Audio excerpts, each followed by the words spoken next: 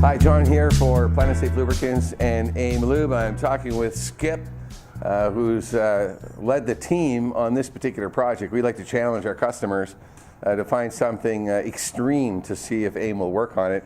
And I think if we had a contest for the year, you guys are going to take the This was extreme. This contest. This was extreme. It was. Why don't you give us a little bit of a background on this? This is an engine job, a Ferrari engine job. How did you guys get your hands on the engine in the first place? Well, Mr. Swede knows somebody up in Palm Desert or somebody, and the guy got his car back from the body shop, and the engine transmission was stolen. So he found this one, and this engine been in a fire. Right. And he bought this engine. He took it to his mechanic, and he had no way to get the heads off, so they called Swede up. Swede said, bring it down, and we'd attempt to do it. Right. So somehow I got involved. Got roped in. What's your background? I'm 30 years in the Navy, and I did 25 years working on helicopters. And I was a maintenance instructor, aircrew instructor. Right. I retired as a Master Chief. Oh, great. After 30 years. Well, thanks for your service.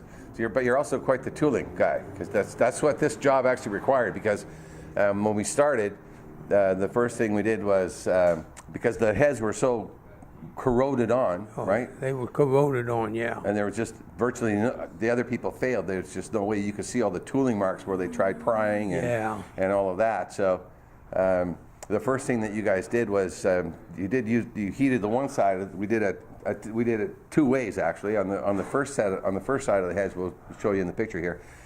We used some heat and AIM, right, to run the AIM down into the corrosion to try and break some of it up, so that we were able to apply enough pressure to get that off. But what was the actual ultimate way you were able to get these heads? Well, I started out. I took the spark plugs out, and I used the cylinders as a hydraulic press. And I used the porta power, and I made special fittings to hook up a twin manifold for hydraulics. And we knew as soon as the head let go, we would lose hydraulic power. But we was able to loosen the head by using 2 cylinders at a time with hydraulic power. Right. And then once we lost the hydraulic advantage, then we started looking at tooling. Right. And I made like 3 different sets of tooling, because there's nothing, no blueprints or nothing. Right. I went online. Ferrari doesn't have a solution for this. Supposedly Ferrari has no solution, and they have no tools for it. But I went online and I found a V12 Jag where a guy had made a plate, and he used the bolts to go on top of the head bolt, and he used the head bolt and pulled the head up. Was that this plate over here? No. But his plate, you can't do that on this engine, because where the head bolt is, there's a cam bearing lobe for the cam on there's 14 head bolts on here, and every head bolt has a cam bearing over the top of it. So you can't get to the head bolts. Right. You got to use a crow's foot to torque them, or inline wrench. Right. But I made 2 or 3 different, I call them jack screws. Right. And I can show you in a little bit. And but we use, instead of torquing the head down like you normally would, we use the same principle, but except in reverse. Right. Well, let's take a look at that. Let's bring the camera over there. This is the final piece of tooling, and if I had to redo it again, I would perfect it a little bit better. Now, this plate bolts onto, now each side is different. So I had to design a tooling for each side. Because you notice here, the studs are way out, and here, the studs are way in. So it's 2 different sets of toolings for each head. But I made this tooling, it's kind of rough looking, but I can finalize it, make it look better. But I used a double nut here, and then I made the bullets, what I call bullets. And you screw the nut off, and this plate is bolted to the head on the exhaust side. I did the same thing on the intake side. This is the left-hand side, and we used the split casing bolt. So you can see right here is where the casings bolted together. Well, on the other side is exactly the same thing. Here, and what we did, we made a template here and made a tooling to bolt it right on there so it didn't move. And then we bolted this tooling to the head, and this is kind of a rough look at it, but we kind of designed it as we went because we really didn't know. And we had to get this plate 90 degree here and this plate 90 degree to the block, so these would work. And then we manufactured what I call bullets at the end, so they went up against the head as we spun the nut backwards. Actually taking the nut off, it pushed the head up. And I will use the same design for the other side if I had to do another one of these engines. But without this tooling, these heads will never come off. Right. So, but we used propane heat on that side, but I used no heat on this side. And then this plate that you see, this plate right here is bolted to the top of each head, and this plate is reversible. Can we lift that up a little? Just so we can show that to the camera there.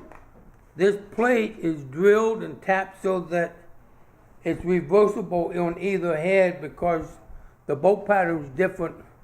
Only 2 bolts are different on each head. So I made this universal. Actually, Swede made this, and then I just perfected it a little bit. And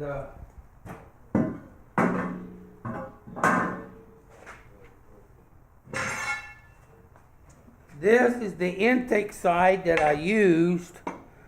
It bolts to the intake ports, but I would change the design from this design to this design, because this works so much better. And you can see I put so much tension on here. I not only bent the bolts, but I also bent this angle here with so much pressure. So I would use 1/2 inch plate to redo this if I had to redo it. But without these jack screws going up against here, and you tighten one side, start in the middle, and work your way back and forth. And we had the engine up on the, sitting on top of the head. Then when that head came off, we flipped it over and put the other head up in the air. Because you can see, we can't get underneath the engine here. So the engine was sitting upright. This is designed like a Volkswagen engine. And the casing comes apart just like a Volkswagen engine and everything. But it's a little faster than a Volkswagen. It's a little bit faster than a Volkswagen.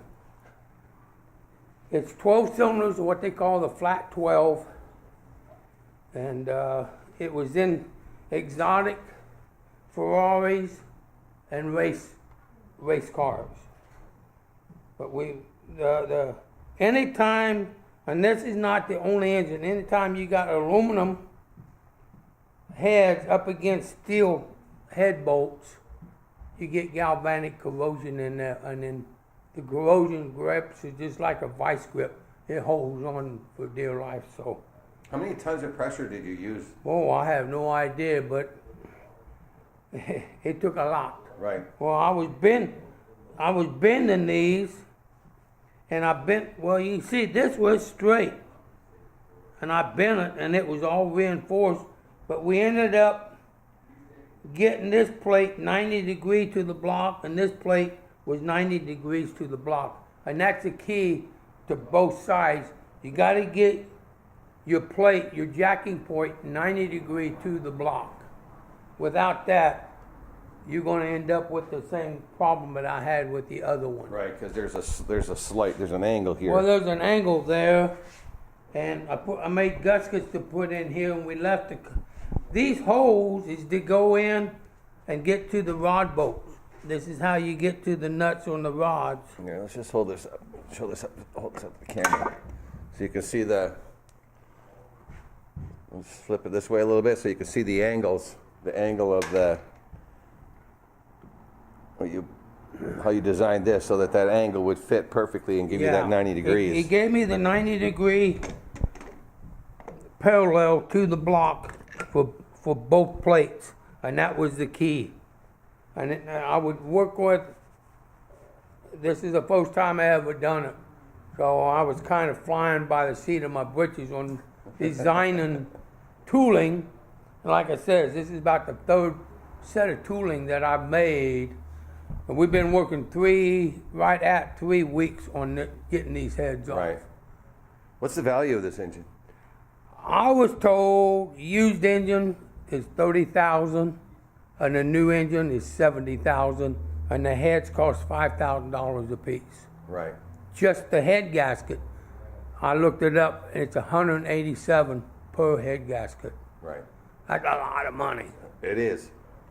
It's more than I can afford. But you basically took this on as a challenge.